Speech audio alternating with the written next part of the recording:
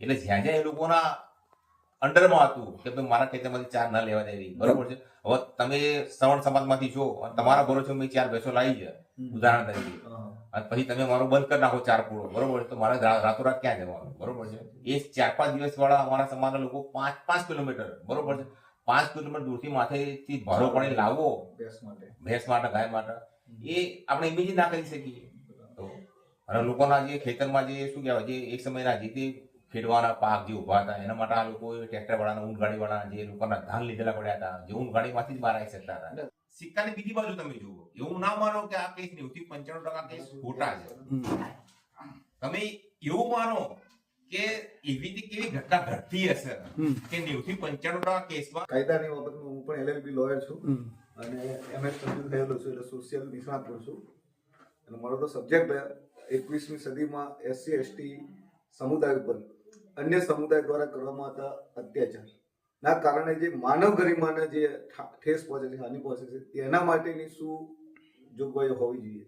તો ખાસ કરીને આપણે 21મી સદીમાં, એટલે કે આપણે વર્ષો પહેલા, આઝાદી પહેલા તો ભોગવતા આવ્યા છીએ, પરંતુ 21મી સદીમાં આઝાદી પછી 77 વર્ષ પછી પણ આપણે આ ભોગવી રહીએ. એનો મતલબ એવો થયો કે ભારતના બંધારણમાં જે આર્ટિકલ 17 પ્રમાણે ભેદભાવ મુક્ત સમાજ બનાવવાની જે જવાબદારી જે પદાધિકારી ચૂંટાયેલા લોકોને આપેલી છે તે લોકો સફળ થયા નથી, એટલે અસફળ રહ્યા છે.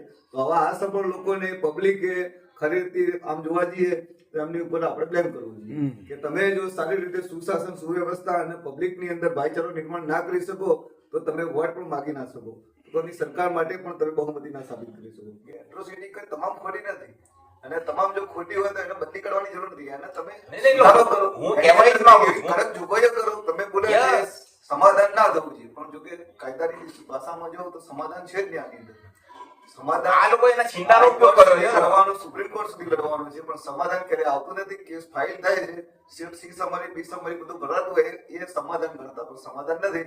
એમાં પુરાવા જે મૂક્યા હોય, આપણે જે સાક્ષીઓ મૂક્યા હોય, હોસ્ટાઇલ થઈ જતા હોય કે આ ભાઈ નરોવા પંજરોવા, એટલે કે અમારા બનાવ બન્યો તો અમે જાણતા નથી, આ તો અમારું પોલીસે નામ લખ્યું, આ તો ભાઈ અમને એ વખતે ખબર નથી આમાં શું થવાનું છે, એટલે એક રીતે હોસ્ટાઇલ થવાથી આ કેસ લૂલો બની જતો. અને ત્યાં ફરિયાદી પણ થોડો કમજોર થઈ ગયો, કારણ કે કોર્ટની પ્રોસિજર 5-10 વર્ષ સુધી ચાલતી હોય ત્યાં સુધી જે ગામડામાં રહેવાનું અને પોતાના જે અનુભવ હોય એકબીજા સાથે મદદ કરવાની ભાવના, એટલે જે આરોપી હોય તે પણ મિલી જુલી જતા હોય છે ફરિયાદી જોડે, અને આત્મ પરિવર્તન થઈ જતું હોય કે ચલો આપણે લડવાનું બંધ કરી દો, અને પછી છેલ્લે સી સમરી ભરી અથવા બી સમરી ભરીને કેસ ફાઇલ કરતા હોય. અને તેમાં મહાનતા કોની છે?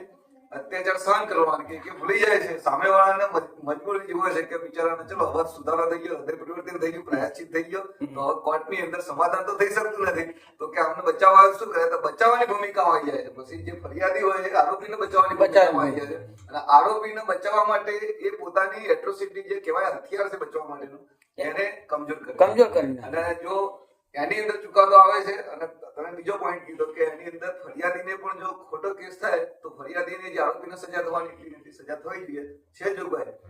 કાયદાની ભાષામાં જોઈએ તો તમે કેસ હારી જાઓ, આરોપનામું સિદ્ધ ના થાય તો આરોપી તમારી સામે માનહાનિનો ડિફેમેશન 499 કરી શકે. એટલે કહેવાનો મતલબ એ પણ જોગવાઈ છે, પરંતુ ત્યાં બંને પાર્ટીઓ મ્યુચ્યુઅલ અન્ડરસ્ટેન્ડિંગ થઈ. આપણે જાણીએ છીએ કે મ્યુચ્યુઅલ અન્ડરસ્ટેન્ડિંગ શું કહેવાય. સંસદની અંદર જયારે ભાજપ કોંગ્રેસ લડતા હોય છે, પણ એ જ લોકો કેન્ટીનની અંદર બેસીને ચા પીતા હોય છે. આ મ્યુચ્યુઅલ અન્ડરસ્ટેન્ડિંગ છે. બસ તો આ જ કહેવાનું મિનિંગ છે કે જો સામાજિક સૌહાર્દતા કાયદાથી આવતી હોય તો એ સામાજિક સૌહાર્દતા ના કહેવાય. સામાજિક સમરસતા, સામાજિક સમાનતા એ વાસ્તવિકતામાં હોવી જોઈએ, કે જે અનામતની સીટ આવે તો જ SC/ST ના સરપંચ બની શકે, તે સિવાય SC/ST ના સરપંચ ના બની શકે. તો એક સામાજિક સમાનતા જનરલમાં બનાવવામાં ના આવે, સામાજિક સમાનતા ના કહેવાય. આ તો કાયદા રીતે સમાનતા મળી છે. તો હજુ સુધી કાયદાની સમાનતા લેવી પડે છે, ત્યાં સુધી SC/ST એક ખોટો નથી, સાચો છે. પણ જો ઘણા બધા કેસમાં, ઘણા બધા ગામડામાં મારા ઘણા બધા મિત્રો સંપર્કમાં આવતા હોય, ટેલિફોનની ચર્ચા થતી હોય છે, તો ઘણા બધી જગ્યાએ સૌરાષ્ટ્રમાં જે કેસ હતો કે એક છોકરો હતો કે જેને ખાલી એટલા માટે કીધું હતું કે ભાઈ એના કામથી દૂર બહાર એક કરવું છે, કે જ્યાં સવર્ણ સમાજના લોકો રહે છે, ત્યાં અનામતની સીટ આવી, તો કે અમારા મોહલ્લાના છોકરાઓ નક્કી કરી કીધું, વડીલોએ કીધું કે ચલો આપણે મળી નક્કી કરવા માટે છે. અને પેલા લોકોના હાર્ડલી 10-15 જ ઘર હતા, પણ આ લોકોની શેડ્યુલ કાસ્ટની મેજોરિટી હતી. તો અનામતની સીટ આવી તો પેલા પૂછવા માટે કે ઉમેદવાર કોના ફોર્મ ભરાય, તો પેલા છોકરાએ એનો એક ગોળ થઈ ગયો કે સીટ આપણી છે, ઉમેદવાર આપણો નક્કી કરવાનો છે, તો એ લોકોની પરમિશન લેવાની ક્યાં આવે છે? પછી પેલા છોકરાના કંઈક માથાકૂટ થઈ એના પરિવાર જોડે. હવે એના છોકરાનો એ કીધું હું ફોર્મ ભરીશ. ભાઈ છોકરાએ ફોર્મ ભર્યું અને પછી છોકરો નો ડાઉટ બહુ લો માર્જિનથી હારી ગયો. અને પછી એ છોકરાના આ લોકોએ રસ્તામાં હાથે અને પછી એના સખત લગભગ 20 થી 25 ફ્રેક્ચર કરી નાખ્યા હતા. એ કેસ મુદ્દે કદાચ એટ્રોસિટી બી નોંધાઈ હશે. બરોબર છે. એટલે આપણા લોકો જે શરૂઆતમાં તમે ક્યાં ડરી જાય છે, ભાઈ અમુક ઘટના ઘટી, બરોબર છે, અમુક પૂછવા માટે છે સામેથી, બરોબર છે, કોઈ પણ મુદ્દે, બરોબર છે. ધારો કે તમારો અમુક જગ્યાએ ભોજન સમારંભ હોય જાહેરમાં, ત્યાં તમારો બોયકોટ થતો હોય છે, અથવા તમારું અલગ ભોજન સમારંભ થતું હોય છે, તો ત્યાં તમે ના પાડો તમે જમવા નહીં આવી, બરોબર છે. તમે શું કામ તમારો સામાન ઘેરે મૂકીને ત્યાં જમવા જાઓ છો, બરોબર છે. અથવા તો તમારે જમવું જ હોય, બરોબર છે, તો પછી એ લોકોની જોડે તમે જમો ને, કેમ કે આમંત્રણ જાહેર છે, બધા માટે છે, બરોબર. આપણા અત્યારે એ લોકોનો ઉછેળા કેમ રહેવું પડે છે કે આપણે ક્યાંક ને ક્યાંક ઇકોનોમિકલી સક્ષમ નથી, બરોબર છે. આ પહેલું અને સૌથી મોટી વાત, યસ, બરોબર છે, કોઈ પણ એંગલે. બીજી વસ્તુ એ કે આપણે કદી વેપારી બુદ્ધિ વિચારી જ નથી આપણા સમાજે. જો આપણે નાની દુકાન કે પાનનો પાર્લર કરીને એકવાર ચાલુ કરી દીધો હોય તો 2-5 વર્ષે હું એવું માનું છું કે એ લોકો આપણે સ્વીકારતા થઈ જાય, આપણે ત્યાં લઈને ખાતા થઈ જાય. કરિયાણાની દુકાન આપણે કરીએ તો પણ એ લોકો 1-2 વર્ષ સુધી આપણું થોડું એવું રાખે, પણ ધીરે ધીરે એને ખબર પડે કે ભાઈ આ વ્યવસ્થિત છે, આ છે, તે એટલે એ માણસાઈની દ્રષ્ટિએ પણ આવતો થાય ને લેતો થાય, બરોબર છે. અને ધીમે ધીમે લોકોની અંદર એક અવેરનેસ જાગૃતતા લાવવી જોઈએ, બરોબર છે. બિઝનેસ સમિટ કરવા. Yes, business. અને તમે બિઝનેસ સમિટો થતા હોય છે, પણ સામાજિક બિઝનેસ સમિટ થાય ને તો જાગૃતતા મોટી આવે. અને આ પાટીદાર સમાજનો જે અત્યારે પ્રોબ્લેમ છે ને, તમારે બિઝનેસ કરવો હોય તો તમને બીજી કોઈ અન્ય કાસ્ટનો વ્યક્તિ તમને શીખવાડશે નહીં.